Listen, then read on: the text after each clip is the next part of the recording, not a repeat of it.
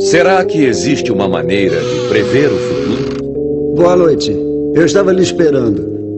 Sabe a decisão vir a mim, Sr. Grayson? A história está cheia de pessoas que alegam ter encontrado uma maneira de prever eventos futuros. Esta é a morte.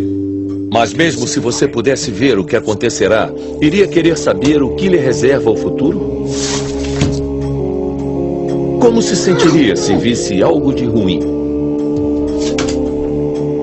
Prepare-se para descobrir 10 maneiras de prever o futuro.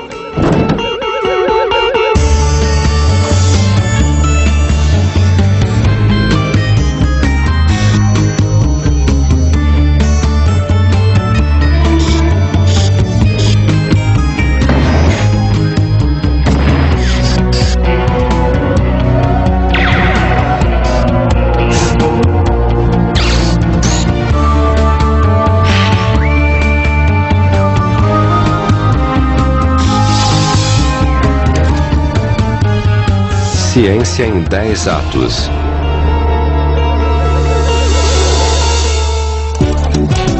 Quando se trata de futuro, há 3 tipos de pessoas. Aqueles que deixam acontecer, aqueles que fazem acontecer e aqueles que ficam imaginando o que foi que aconteceu. O que você faria se pudesse prever o futuro? Faria uma fortuna ou encontraria o verdadeiro amor? Iria querer saber o dia em que vai morrer? Independente de sua resposta, prevemos com segurança a tendência para essa próxima hora. Muita informação, ótimo entretenimento e um pouco de besteirol. Bem-vindos a 10 maneiras de prever o futuro. E em 10º lugar, vamos negociar muito com as feras dos prognósticos com cartas.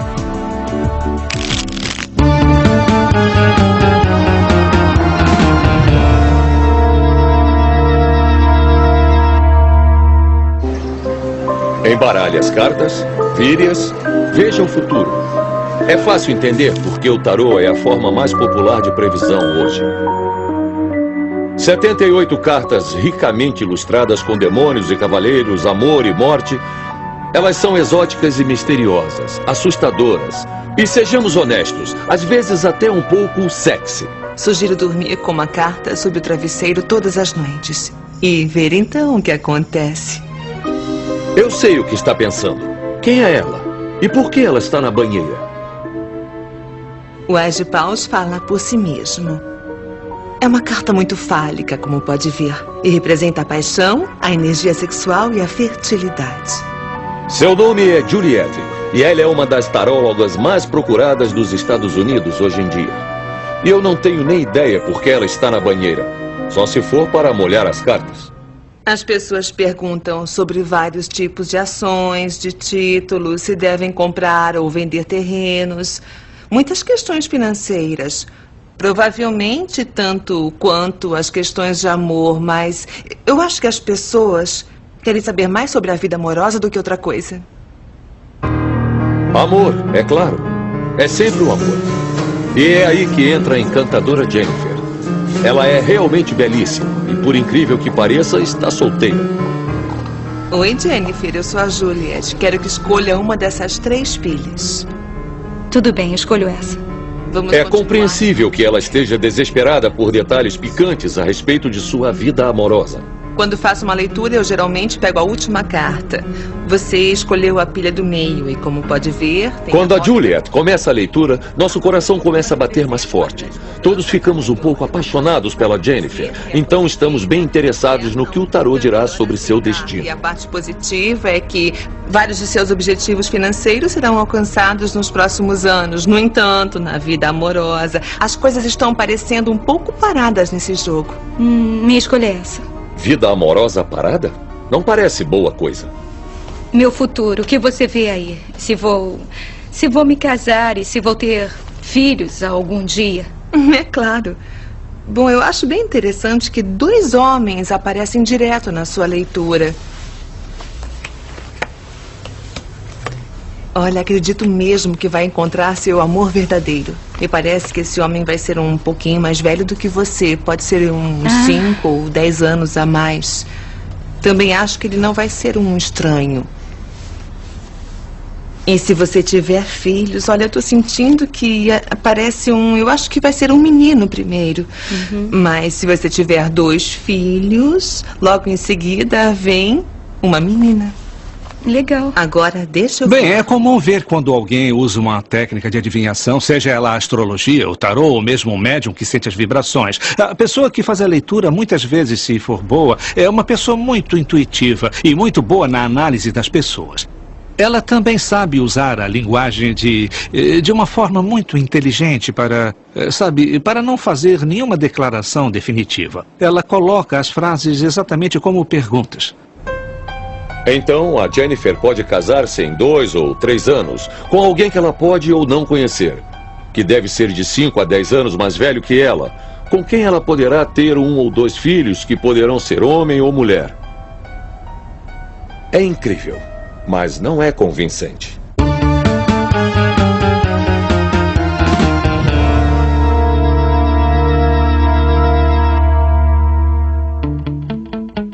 A cosmologia não é demais?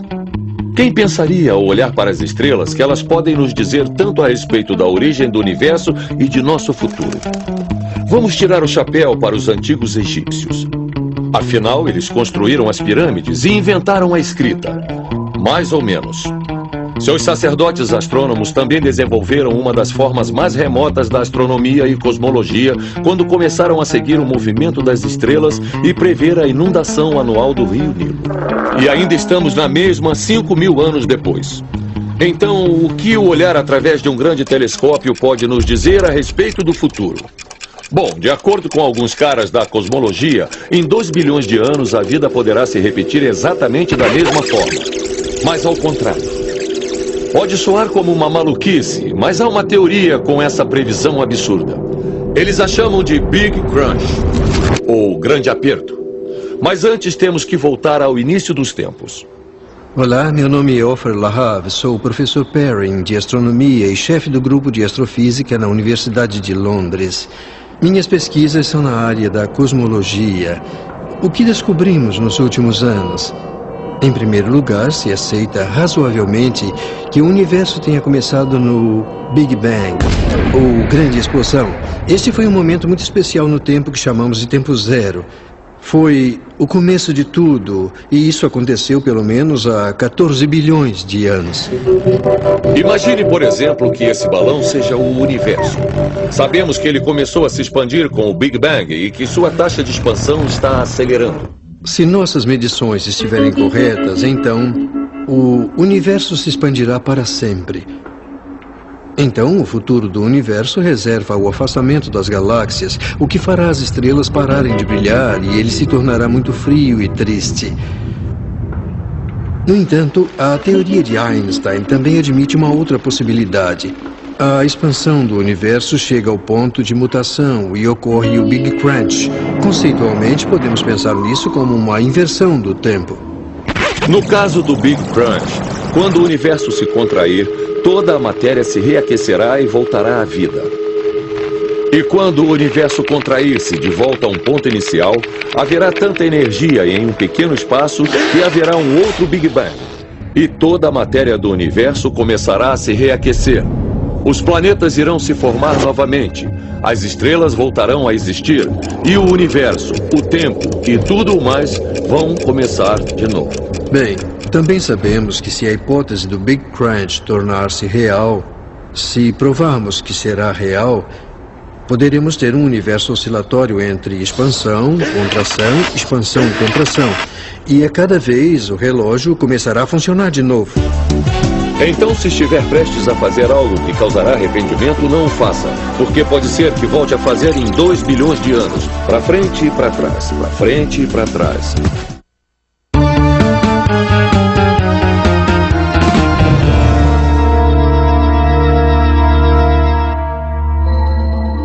A vida de Nostradamus foi uma típica mistura medieval entre razão e superstição. Nascido na França em 1503, ele era médico, astrólogo e falava fluentemente grego, latim e hebraico. E de acordo com seus milhares de fãs em todo o mundo, ele também era 10 quando a questão era a previsão do futuro. A Segunda Guerra Mundial, a bomba atômica, o assassinato de Kennedy A chegada na Lua. Ele previu todas, aparentemente. Mas como será que ele previu tudo isso? Que método ele usou para ver tão adiante no tempo e no espaço? Parece que Nostradamus era um tipo de hippie do século XVI. Antes de ter suas visões, ele se abstinha de dormir e viajava muito depois de tomar alucinógenos suaves, como o noz moscada. Isso é mesmo um barato, olha! Depois ele olhava para a chama de uma vela e começava a prever. Dá para imaginar que ele acabava dizendo um monte de coisas malucas e com isso seus seguidores viam outras tantas coisas. Mabus irá morrer logo e virá uma terrível destruição das pessoas e animais e um montão de coisas assim. Soa realmente estranho, mas Nostradamus alegou que no futuro pessoas mais iluminadas iriam entender melhor seus versos deturpados.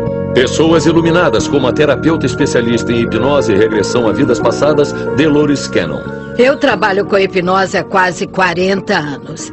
Tornei-me uma terapeuta em regressão a vidas passadas há quase 30 anos. Naquela época não havia ninguém que fizesse isso e era considerada coisa de maluco ou dos doidões. Dolores é esposa de um aposentado da Marinha em Huntsville, Arizona. Ela também diz que foi a última pessoa que falou com Nostradamus 420 anos após a sua morte. Eu estava trabalhando com uma moça e voltamos a uma vida passada, onde ela era aluna de Nostradamus, na França, em 1500. Não entendi. De repente ela disse... Ele quer falar com você. O que ele quer dizer? O que aconteceu não foi canalização e nem hipnose da forma normal. Ela estava no meio e ela levantava a mão para me fazer ficar calada e ela ouvia, então me dizia o que ele estava dizendo. E ela repetiu o que eu dizia para ele. Então, era como ser um canal numa transferência de comunicação para lá e para cá. E ela disse... Ele está tentando encontrar um elo com o futuro. Porque ele via que suas profecias não tinham sido interpretadas corretamente. Suas profecias não estão sendo interpretadas corretamente. E estava chegando a hora delas se realizarem. E ele tinha que avisar nossa época. Mas quando a mulher acordou e eu disse a ela o que ela havia dito... O que aconteceu? Querida, você falou com Nostradamus.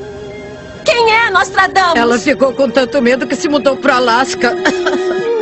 Incrível. Mesmo assim, alguns acadêmicos estão longe de estar convencidos de seus poderes de previsão, apesar da irresistível história de Dolores. Se você nunca viu os textos de Nostradamus, poderá ter mesmo a impressão de que Nostradamus fez previsões muito específicas sobre eventos muito específicos, ocorrendo em datas muito específicas. Seus textos realmente não são assim. Na verdade, ele escreveu em quadras, e elas são muito ambíguas, abertas a qualquer tipo de interpretação. O que ocorre é que seus seguidores usam uma técnica que eu chamo de encaixe retroativo, onde leem um texto que é aberto a múltiplas interpretações, pesquisam os registros históricos, e eles têm a história inteirinha para usar, e acham suas correspondências ali, fazem conexões. Por exemplo, quando dizem que Nostradamus previu a subida e queda de Hitler, e até acertou seu nome, exceto uma letra, ele escreveu sobre Ister, mas em latim Ister significa o rio Danúbio inferior, e no contexto fica bem claro sobre o que Nostradamus estava falando. Ele escreveu sobre um rio e nada sobre o ditador. Mas os seguidores de Nostradamus passam por cima disso e aí inventam que ele estava fazendo previsões precisas e não estava.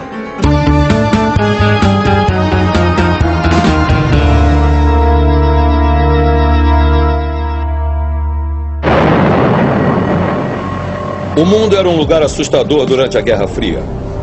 A ameaça constante de confronto nuclear tornou a informação uma arma valiosa na grande batalha ideológica do século XX. E em uma tentativa desesperada de estar à frente do jogo, tanto o governo soviético quanto o americano realizaram pesquisas sobre espionagem mediúnica. Eles chamavam isso de visão remota. A visão remota era uma tentativa de usar a clarividência como arma militar. Por exemplo, um oficial do exército soviético recebia um papel com um número qualquer.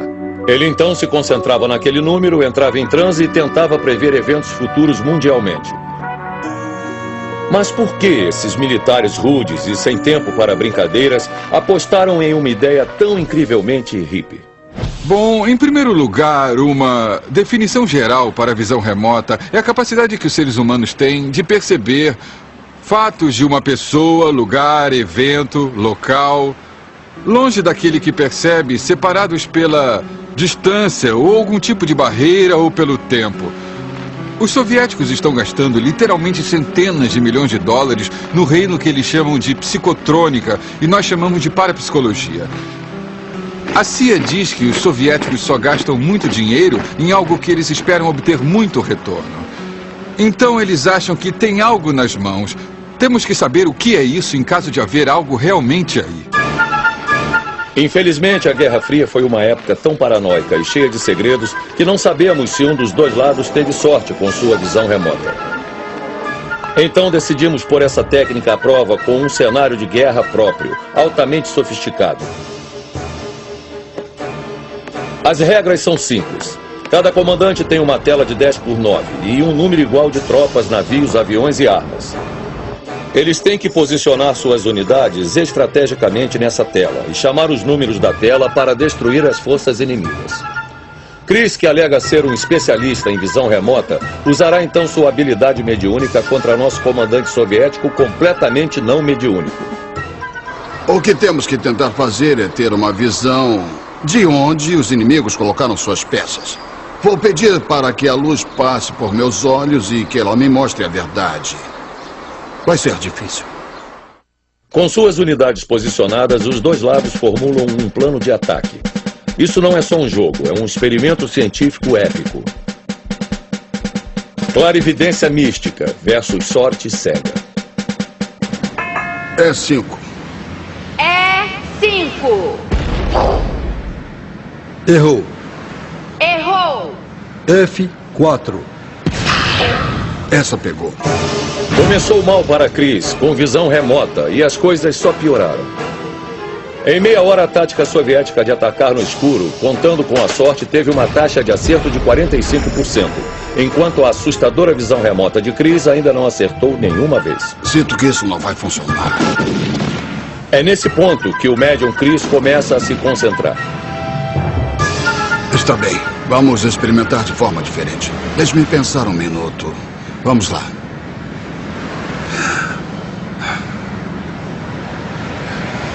G6. G6. Acertou. Acertou.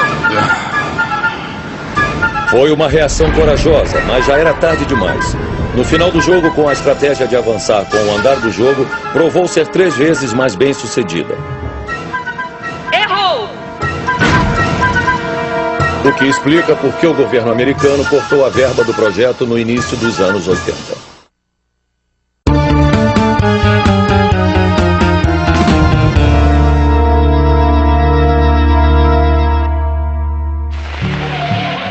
É horrível ser um desmancha-prazeres. Mas vamos falar sério. Uma das únicas coisas que podemos prever sobre o futuro é que um dia iremos morrer.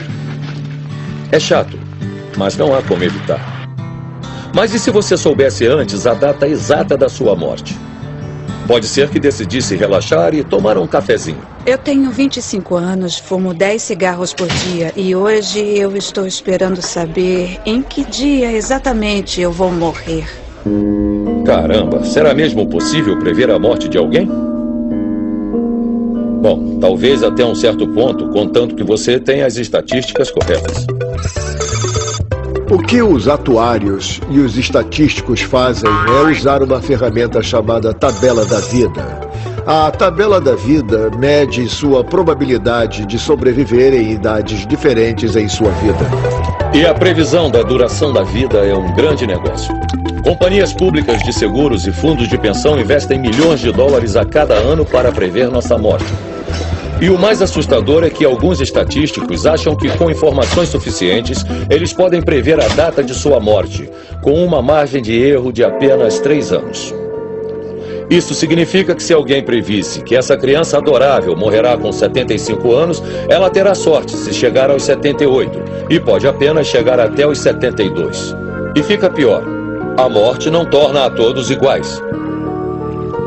A classe, a raça e o sexo têm um enorme efeito quando a ceifadora vem bater à sua porta. Existem muitos determinantes do tempo de vida. Em primeiro lugar, sua carga genética com a qual você nasceu e há alguns indícios de que sua experiência na pequena infância, como, por exemplo, uma doença infecciosa ou algo parecido, possa afetar seu tempo de vida. Com o passar do tempo, passa a depender do tipo de trabalho que você tem e de sua renda. E o que a Emma acha que contribuirá para seu tempo de vida? Eu como verduras todos os dias, mas não caminho muito. Na verdade, eu ando mais de carro. É mais rápido, economiza tempo. Não é preguiça, é só pelo tempo mesmo. Meu pior hábito é o fumo. Posso chamar isso de hábito? Puxa vida, fumo não. O fumo é um fator de risco importantíssimo porque ele determina doenças do coração e, por exemplo, câncer do pulmão, além de outros cânceres. Após consumir seu café e apagar o cigarro, Emma vai em direção ao cemitério. Para calcular o tempo reservado a Emma, entregamos vários de seus dados pessoais a estatísticos do relógio da morte. E esperando tornar esse item algo mais alegre, colocamos os resultados, a data da morte da Emma, nesse fabuloso envelope dourado. Mesmo assim, a Emma está compreensivelmente ansiosa ao chegar perto de sua tumba. Esse é o momento da verdade. É agora. Eu estou com medo de abrir isso.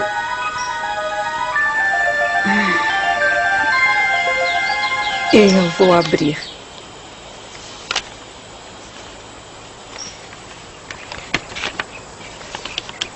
Olha, 84 anos. Não está nada mal, não é? Fiquei feliz em saber. Vai desistir de fumar agora? Talvez não agora. Para ser honesta. Parabéns, Emma. Tomara que você passe muito das expectativas. Agora, vamos com a bola toda.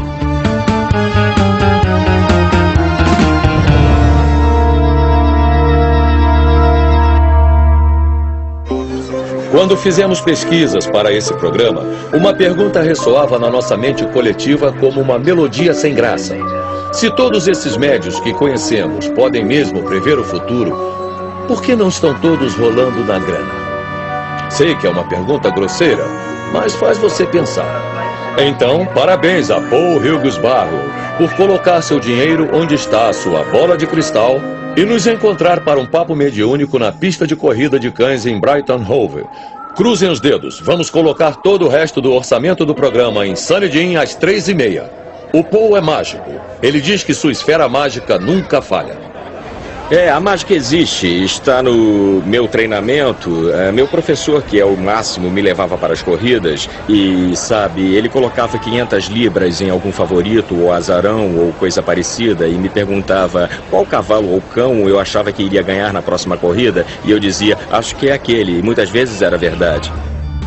Os magos como Paul alegam que a bola de cristal remonta ao tempo dos druidas britânicos, 2000 a.C. O lendário rei Arthur dependia dos poderes de clarividência de Merlin, o mago, e o Dr. John Dee, um conselheiro valoroso de Elizabeth I, usou a astrologia para marcar a data da coroação da Rainha Virgem. Mais recentemente, Nancy Reagan, antiga primeira-dama, usou médiuns e bruxas para ajudar a planejar as políticas domésticas e internacionais de Ronald Reagan.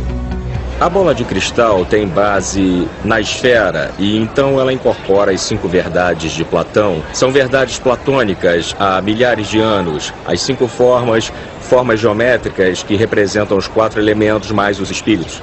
E você pode invocar os elementos contidos na bola de cristal.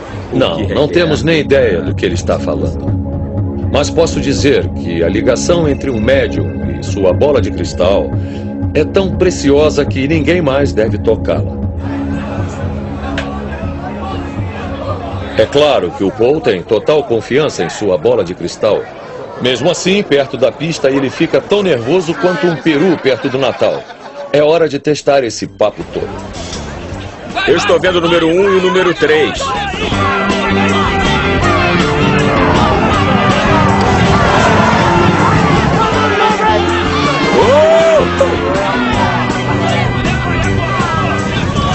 Número 1 e número 2. Acertei o número 1. O número 1 acertei. O número 3 ficou em terceiro. Nada mal, mas nada excepcional. Nosso secretário de produção, sem bola de cristal, conseguiu prever os 3 primeiros da corrida, o que novamente sugere que apostar aleatoriamente é uma forma melhor de prever o futuro que uma bola de cristal. Talvez não devamos olhar para a bola de cristal para prever o futuro. Em vez disso, vamos cuidar dos ovos.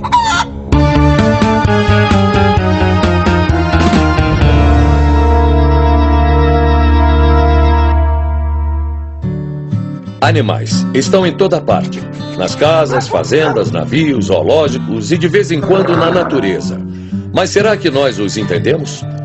Será que o segredo do futuro não está nas mãos de meros humanos, e sim nas de nossas criaturas de escamas ou penas, ou nossos queridos peludos?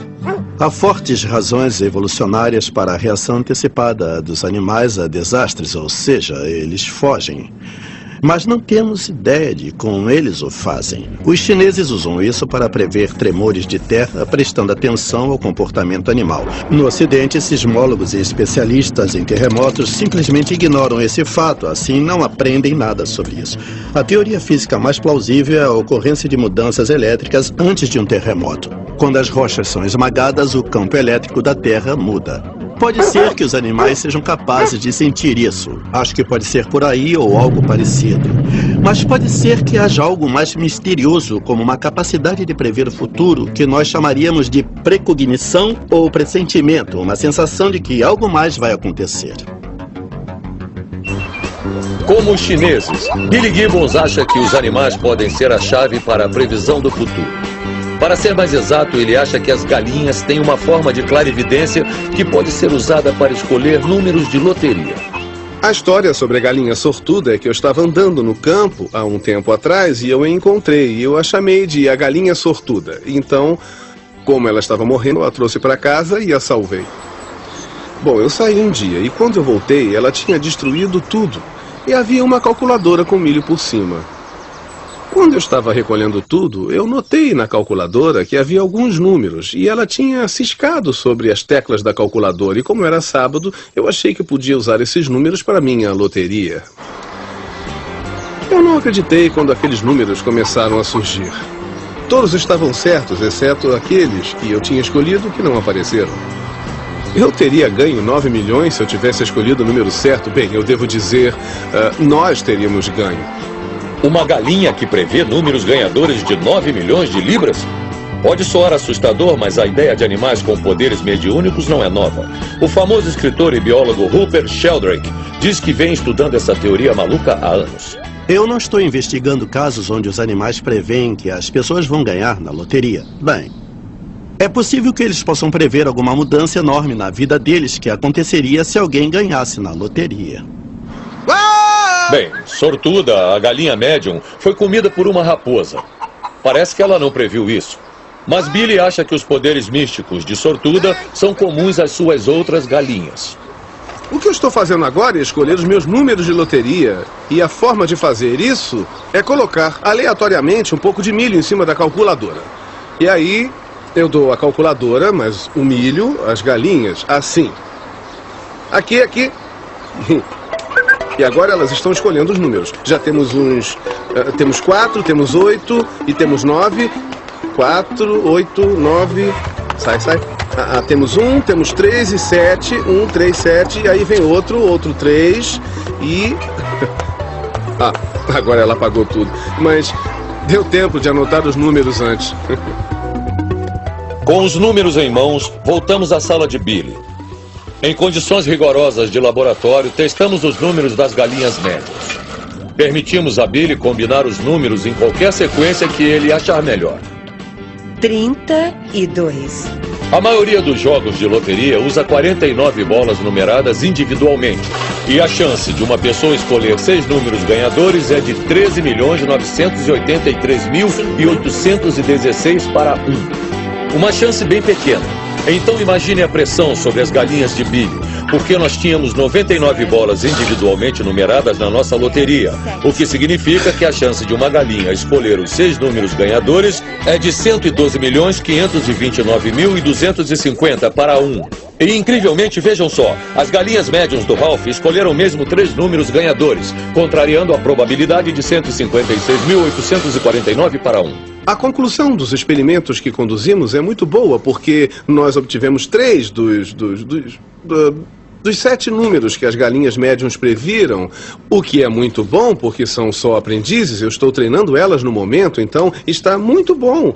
Mas quem sabe como será o futuro dessas galinhas médiums? Elas obviamente já sabem, é claro. Afinal, elas são médiums, não são?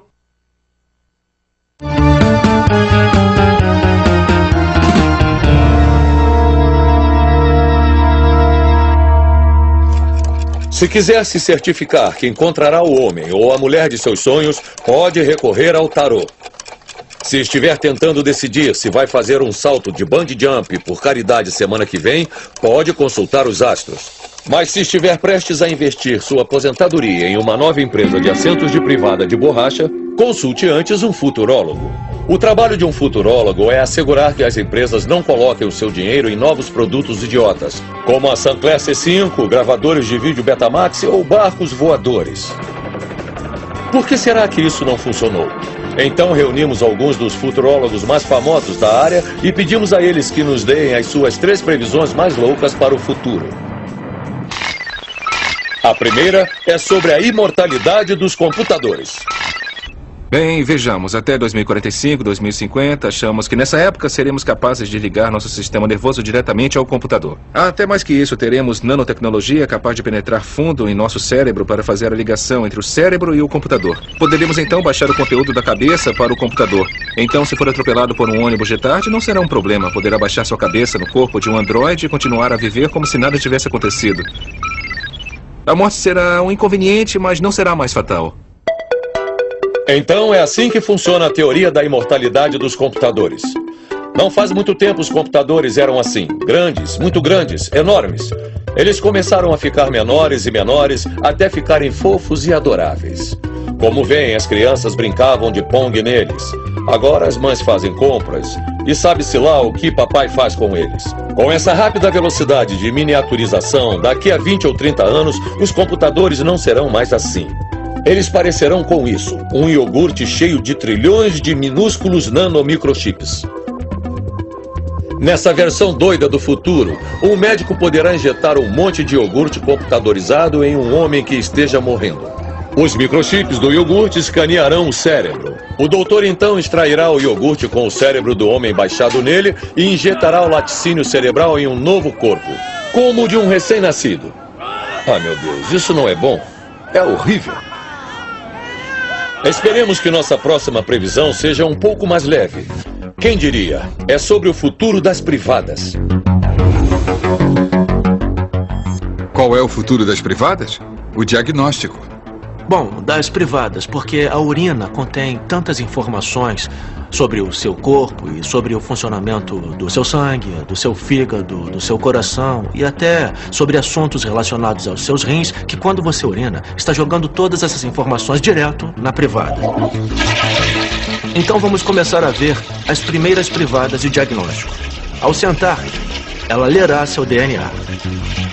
Ele será enviado remotamente pela internet para um médico que, em seu devido tempo, poderá ler as informações, receitar ou diagnosticar o seu problema e depois enviá-los de volta para você. Então, literalmente, na manhã seguinte, quando se sentar na privada, ao invés de encontrar papel higiênico, encontrará rolos de dados impressos sobre o seu estado atual de saúde e o que será necessário para preservar a saúde no futuro. Quem poderia imaginar que suas necessidades matinais seriam tão esclarecedoras? E isso nos leva leva à nossa previsão final: mascotes híbridas. Tenho muito interesse na ideia de mascotes híbridos. Já vimos todo tipo de tendências em lugares diferentes. Temos o Labradoodle, que é a mistura de um labrador com um poodle. Ótimo, porque os poodles não soltam pelo como os labradores. Então, juntando os dois, basicamente se obtém o Labradoodle. O outro que gostamos é o gato da savana, que é a sensação do momento aqui em Manhattan. É basicamente um gato enorme que tem uma cara muito malvada e tem a união das qualidades dos felinos, o gato com a pantera. Então eles parecem muito fortes, são bem grandes por causa da genética das panteras. São desse tamanho, na verdade. Já houve algumas discussões para instituir regras sobre mascotes híbridas. Nenhuma dessas coisas é particularmente útil. Eu acho que esse é o ponto principal. Mas também são coisas que as pessoas com muito dinheiro decidem que querem. Ah, eu quero um coelho que brilha. E é assim que as coisas que tememos na genética se tornarão gradualmente normais. Do pesadelo do amanhã, vamos em penúltimo para os sonhos de ontem à noite.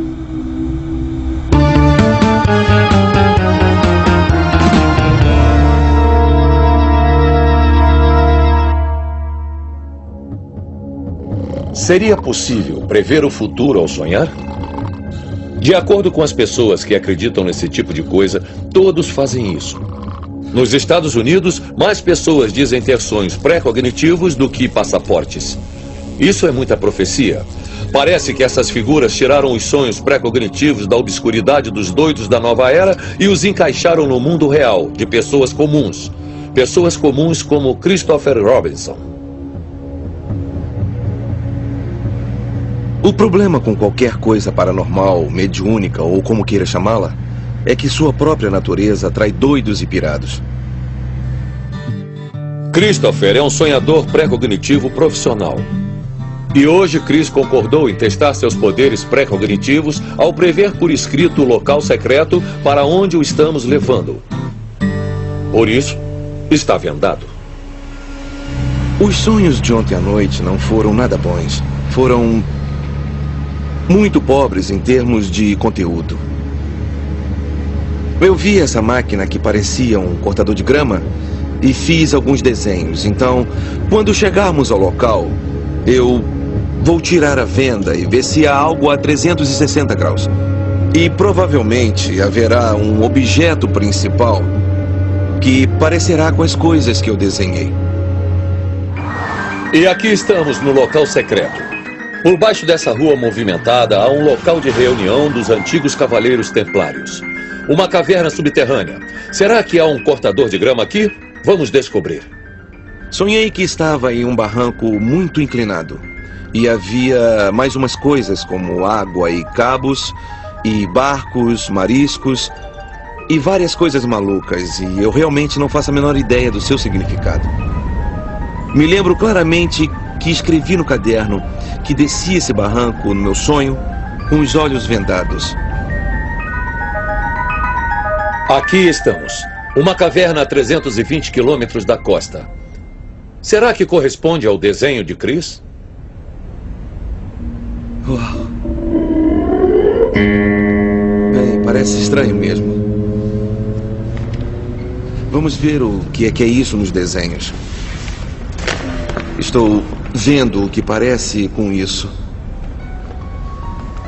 E vi uma coisa giratória, como um disco voador, mas embaixo de um cortador de grama. Isso parece o fundo de um cortador de grama para você?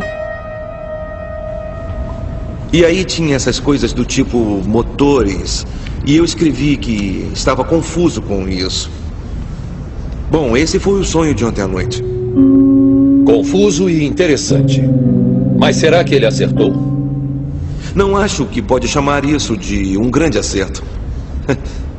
Uma das experiências menos incomuns que as pessoas têm e que as leva a acreditar que as forças paranormais realmente existem é uma situação em que sonham com alguma coisa. E depois de alguns dias, alguma coisa acontece em suas vidas que parece ter uma conexão incrível com as coisas com o que sonharam. Na verdade, se você parar e analisar e pensar na matemática envolvida, verá então as consequências que provavelmente têm que ocorrer. Antes de revelarmos nosso método final de previsão de futuro, vamos lembrar rapidamente de nossos 10 itens da viagem no tempo.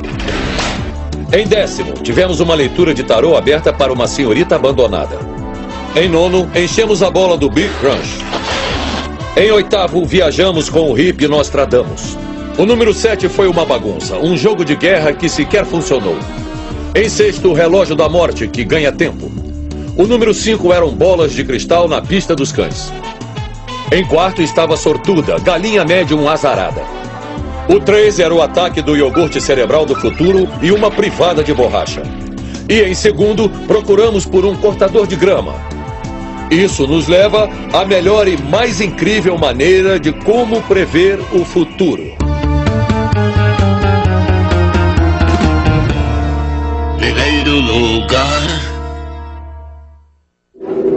Viajar através do tempo é mesmo possível? O incrível é que, de acordo com a teoria da relatividade de Einstein, pode ser. Como pode ser? E como poderemos explicar isso nos 4 minutos que nos restam? Fácil. O que Einstein fez em 1905, na verdade, foi ponderar sobre a natureza da luz. Na verdade, muito antes disso, quando ele tinha 16 anos, ele surgiu com um pensamento. E se eu estiver viajando na velocidade da luz e segurar um espelho na frente do meu rosto, será que eu veria meu reflexo? Porque para ver seu reflexo, a luz teria que sair do seu rosto em direção ao espelho, bater e voltar para seus olhos. Mas ao viajar na velocidade da luz, será que a luz que sai do seu rosto consegue chegar ao espelho?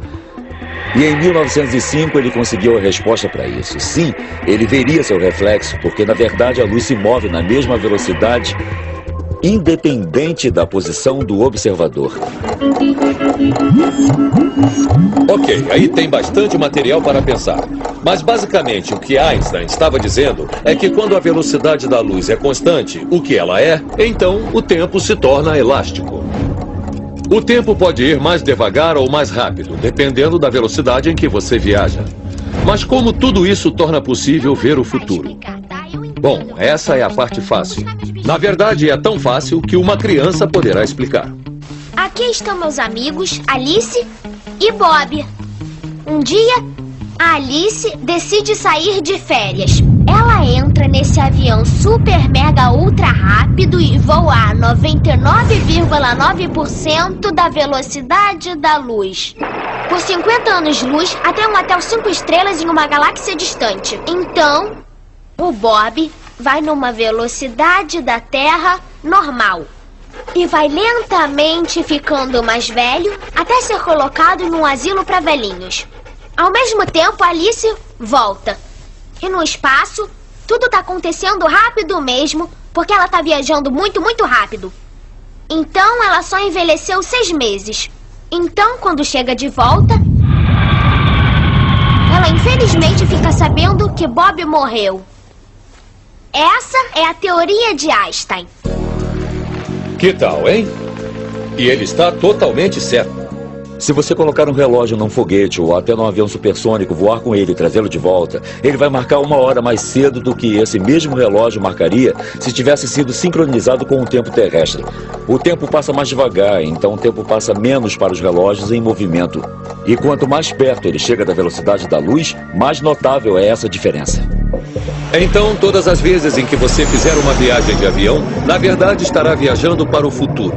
Só não muito adiante no futuro, porque o grau da curva do tempo será quase imensurável. O ser humano que viajou mais tempo na história até hoje foi o astronauta Sergei Adyayev, que ficou na Estação Espacial Mir por um total de 749 dias. Quando ele voltou à Terra, tinha envelhecido aproximadamente uns 150 avos de segundo menos do que se ele tivesse ficado em casa. Tudo bem, pode não parecer muito, mas ainda assim, ele viajou mais no futuro do que qualquer um de nós. Para chegar perto da velocidade da luz ou até a metade da velocidade da luz, precisamos de tanta energia, tanta que certamente na tecnologia atual não temos nem ideia. E mesmo assim, acho que não devemos ser tão tacanhos e ter a mente tão fechada para pensar que esse dia nunca chegará, tecnologicamente. Mas certamente há esse porém. Precisamos de tanta energia para chegar à velocidade da luz que não podemos conceber nenhum sistema de propulsão de foguetes que faria isso por nós. Mas um dia saberemos como fazê-lo. Somos humanos inteligentes. Afinal, chegamos até a Lua, criamos a arte e a literatura de qualidade.